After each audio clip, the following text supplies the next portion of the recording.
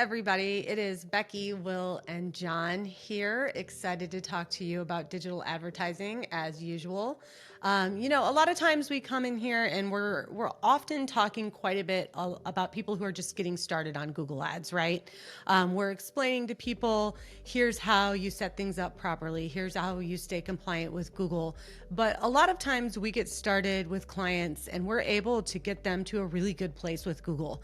And then we hit a point where it sort of feels like things get a little stagnant, right? You could call it a plateau of sorts. And I think that one thing that's really important for all of us to discuss as Googlers, as PPC specialists, is what do you do when that plateau happens? Do you automatically have to move to other platforms? Is there a way to change what's happening in your Google Ad account? So today we're going to play a little like roulette of sorts with Will and John and fire off some questions that we think would be the best thing for you to ask whenever you feel like your Google Ads have plateaued, for example. So let's start off with Will today. So Will, the first question I have for you is, okay, my Google Ads have plateaued. Can we increase the budget to capture more impression share? So if you're currently missing out on traffic because you're limited by budget, then this would be a really great opportunity to start pushing that volume there. So typically, if you've got a certain cost per lead that you're targeting or a target ROAS, you may have gotten really comfortable with a certain budget. You know, if you've had the same budget for several months now or potentially years, and things have been performing well, maybe even escalating to a more and more profitability month after month, quarter after quarter. But now you're at a point where maybe performance is good, but you can't push past that. And if you're limited by budget, so if it's a search campaign or maybe a standard shopping campaign, even Performance Max, you may notice, hey, we're hitting our daily budget every day, and maybe because of Google's ability to spend even 2 times your daily budget, you may notice on peak days you're spending considerably more than your daily budget, and then because of that, Google has to balance that out, and you're dropping off again because they don't want to go over your daily budget times 30.4. And so that's a really great opportunity, relatively easy to start scaling your budget. You want to do that in smaller increments, typically not more than 20%, so you don't throw your campaign into a whole new learning period, but you want to start leveraging all that great data that you have up to this point, conversion data, revenue data, and start scaling up your budget. So if you're currently losing impression share due to budget, that would be a great way to start driving performance up and see what additional profitability you can drive with that additional budget. Yeah, that makes total sense. And then kind of leaning into that, John, I'm going to fire at you next. So can we increase the bids and targets to get a higher ad position and more traffic? Yeah, so think about your bid targets as caps. So if you're using target CPA bidding, let's say your target CPA is $100, that's what you're capping. You're saying, Google, I don't want you to spend more than $100 per lead. Well, same thing for target ROAS, whatever target ROAS you have set. If you're using manual CPC bidding, again, the same thing. If you're telling Google, hey, I've got a $5 max CPC, that's the cap on that. So if you're in a situation where you have margin to work with, where maybe you're happy with the cost per lead you're getting or the ROAS you're getting, but you're saying, hey, if I could generate enough additional volume, it would be worth it for my per order ROAS to drop a little bit because I still get more total profit dollars by getting enough additional orders. That's where you can play around with getting more aggressive with your bidding strategies. So if that was target CPA, it'd be increasing the target CPA. If it's target ROAS, it'd be decreasing the target ROAS, which therefore means Google can get more aggressive because you can afford a lower target ROAS. If you're using manual CPC bidding, it means increasing that manual CPC bid. And that allows Google to get more aggressive at going after more traffic for you and giving you higher positions and just more time in the auction, which then allows you to get more clicks and hopefully more orders. Yeah, and so piggybacking off of that, John, talking about those bidding strategies, what about asking for you, Will, can we move to an automated bidding strategy? Yeah, so this is very close related to what John was just talking about. So you can think of most of the bidding strategies, especially the automated bidding strategies, as part of a ladder. So you've got lower level ones like manual CPC, or even incorporating enhanced CPC as part of that, where you're, like John was mentioning, you've got a max cost per click that you're willing to spend on a keyword, whether that's $2 or 50 cents, etc. And Google won't spend beyond that. So you can adjust those levers like John mentioned, but above manual CPC, you've got others like maximize conversions. And then within maximize conversions, you've got target CPA, you've got target ROAS. And so as you're looking to increase volume, if performance is plateaued, there are definitely reasons why you would want to start moving up that. This is why it's super important to have conversion tracking in place. So if you're tracking phone calls or form submissions for your business, you want to understand how many of those leads are coming in from Google Ads. You want to import that back into Google and understand the value of those. How much can you afford to spend on those? And if you're accurately tracking phone calls and form submissions, you want to say, okay, I'm going to drive phone calls at a $20 CPA. So you want to use maximize conversion bidding with the target CPA involved there. Now, if you're able to track revenue, probably the top automated bid strategy that you want to use is revenue-based bidding or target ROAS-based bidding. And so that's part of the maximize conversion bid strategy, but within that you can target a specific ROAS. And so you utilize and leverage those automated bid strategies because you're able to incorporate learnings and data points from Google that you just can't realistically manage on the fly with something like manual CPC bidding strategies. Great. Yeah. So beyond the bidding strategies, let's take a few steps back. What do you guys think about keywords? John, is a good question to ask, can we target new categories of keywords? Yes, I think especially if you're running a search campaign, it can be easy to think, oh, I've got all the keywords, I've been running these keywords for a long time. This is what makes sense. They're working well for me. Awesome. But sometimes you want to put your thinking cap on and also leverage tools that are available to come up with new ideas. So from a tool perspective, you got things like Google's Keyword Planner that you can access from within the account. You have third-party tools like SEMrush and SpyFu that you can use to look at competitors and see what keywords do they seem to be targeting. And you can just Google around and use the autofill option to see, okay, what seem to be popular searches. You can look at what are related searches, at the bottom of page 1 on Google. And often you might come up with some ideas where you say, hey, I haven't thought about this type of keyword or approach, and it's not similar enough to what I'm targeting right now to where Google's already matching my ads to those keywords. And that will open you up to new categories of traffic. I would also say along this line, think about the problem that you're solving and how people search for that. So for example, let's say you're a tree service. There's obvious keywords that you're targeting, like local tree service, arborist, stuff like that. Maybe you've got all that under wraps, awesome. But why are people searching for a tree service? Is my tree dead? How do I cut down a tree? How do I prune a tree? Those types of problems that people are searching for, questions they're searching for, you could target those as well and get in front of people who aren't even thinking yet of hiring an arborist, but now they realize, oh wait, yeah, that can solve my problem. So look for those types of problems to target as keywords. Yeah, absolutely. I do think you left out the black sheep of keywords whenever we're talking about it, and that's broad match.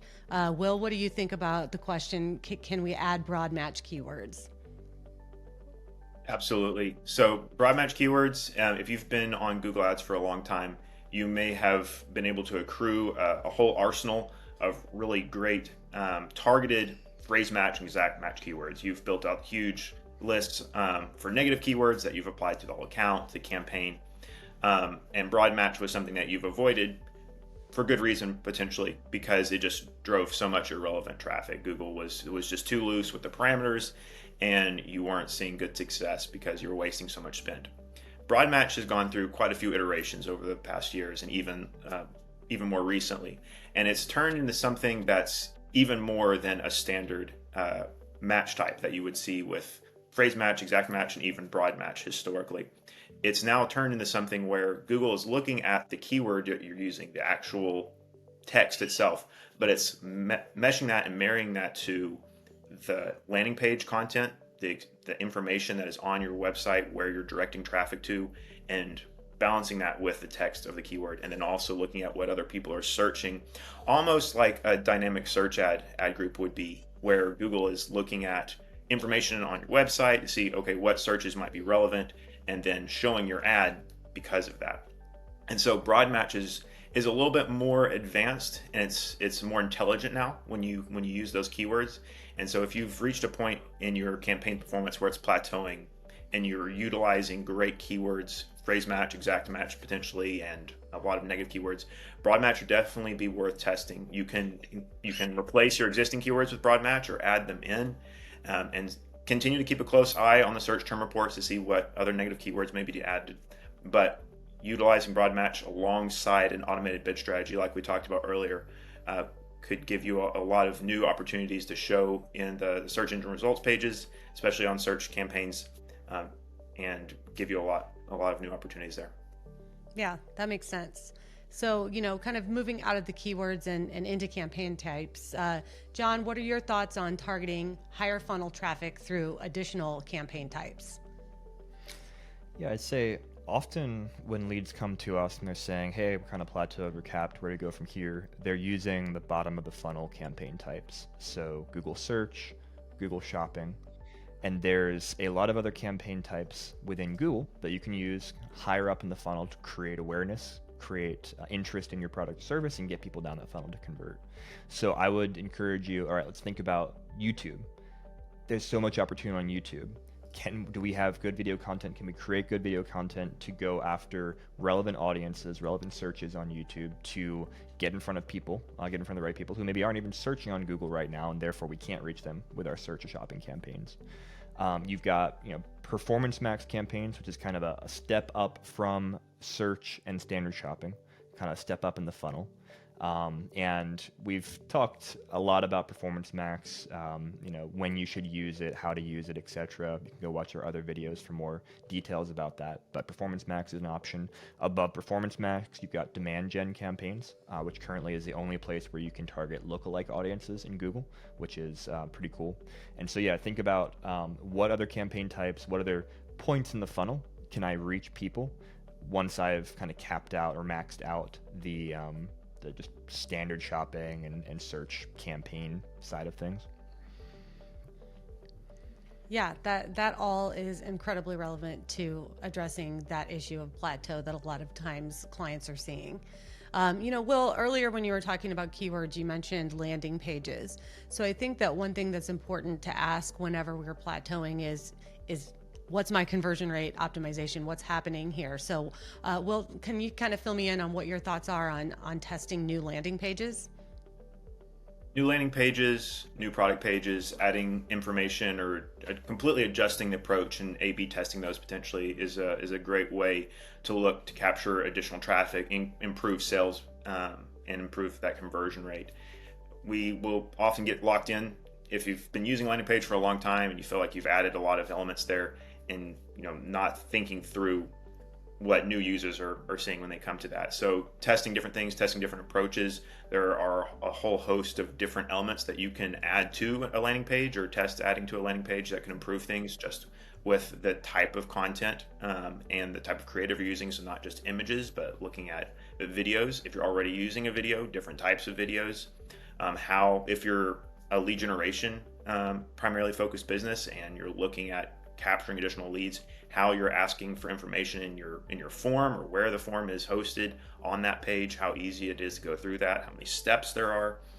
There's all those different elements that you can potentially test on your existing landing page, or potentially you want to use a third-party tool or a different feature on your existing website to actually send traffic to two different pages simultaneously and see which has better performance, which has better conversion rate. And then the same thing for product pages. If you're an e-com business, looking at those same elements, because at the same time, it's someone that's going to buy on your page. They're not just going to call you, but video is still really, really helpful to have there. Maybe you want to include that kind of in the product details. Maybe there's additional information that you're not including that would be really helpful for potential customers to be aware of for that specific product. And then again, if there are any bugs in the checkout process where maybe you see a big drop off after add to cart and people are not converting like you want them to, look at that whole process and come up with creative solutions to improve the experience for your customers. Yeah, and I think talking to people about their landing pages or their website is sometimes one of the hardest conversations we have. A lot of people come to us and they have those keywords in mind that they think are going to work, or they know that it's not their landing page, it's definitely the ads that's causing the problem. So it's sort of like dressing someone else's baby, right? And saying, listen, we know that this worked for you in the past, but we've got to try something new now. So sometimes that's not the easiest conversation to have, but it's definitely something that can be a game changer for people who aren't seeing that scale and growth that they need to see. So another thing that a lot of people are afraid of, I think, is they get used to advertising on one platform. You know, Google's the way to go. Google Shopping is the only place for this. And even from the sales calls and initial conversations I'm having with people, we're always trying to kind of prep them for the idea that eventually you're going to need to try other platforms and see how your campaigns work. And sometimes it's on platforms that you wouldn't expect to be successful for you. So John, can you kind of give us an idea on what your thoughts are on when you've plateaued? What are your thoughts around what other platforms that the client might want to advertise on? Yeah, so if you're plateauing on Google, you should be definitely thinking about the whole ecosystem of where people spend their time and how they find solutions to their problems, and think about, all right, where is my target audience spending their time, and where could I explore reaching them with my advertising to make them aware of my solution to their problems. Usually the first place that we'll expand to from Google is actually just Microsoft advertising, Bing, because it's a search engine. It's the second biggest search engine, even though it's way smaller than Google. It still gets enough traffic, generally speaking, to make it worthwhile to run campaigns on there. And so if you're saying, hey, if there's keywords that are working well on Google, they'll probably work well on Microsoft as well. Now, I will give a little bit of a caveat that for some of our clients, we have seen like this last 6 or 8 months have, for whatever reason, gotten much more volatile and challenging performance-wise on Microsoft. So not every single client right now where we're giving the recommendation to move to Microsoft, but kind of generally speaking, that's a great place to expand to. Then from there, you've got obviously Page Social, and you have Facebook, Instagram under the Meta umbrella. That's usually where we'll go next. That's where you have so many targeting options available. You can use lookalike targeting, fill in the blank, and you can go after people who maybe aren't actively searching right now for what you're selling, and therefore you can't show search ads to them because they're not searching, but they need what you're selling. And by presenting that solution to them through Instagram ads, through Facebook ads, etc., you're able to acquire new customers, business you wouldn't already get. And this is kind of fun, you know, as we talk with clients about, okay, who's your target audience, where they spend their time. There's so many different places that we can reach people. It could be Instagram, Facebook, like we talked about. It could be Pinterest. It could be Reddit. It could be, Quora if people are asking questions. It could be X. It could be Snapchat, TikTok, obviously. There's so many different options.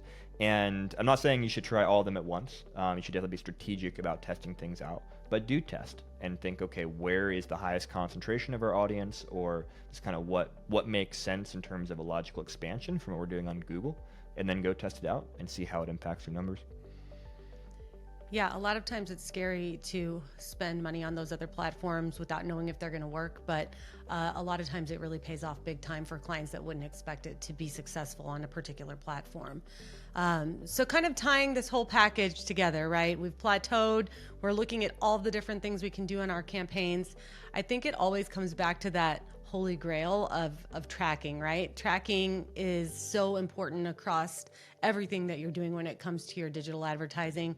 And one thing that sometimes isn't talked about is offline conversion tracking. So Will, can you give me your thoughts on that? So you can be missing out on a lot of opportunities, and you're not leveraging all the data that can really drive things forward in your Google Ads account if you're not importing offline conversion events. That could be as simple as phone calls. If you're are driving phone calls from your Google Ads account, maybe you've got a call asset set up so people can call directly from your ad, or maybe people are going to your website and calling once they see the number on your website, but you're not actually capturing that information and importing that back into Google Ads. Google's missing out on a whole host of data points that they can optimize for, because those are legitimate leads. Here at StubGroup, we go a step further, and we're actually only importing in, after rating those phone calls, what legitimate leads are. So not existing customers, not spam or irrelevant calls that may be coming in accidentally.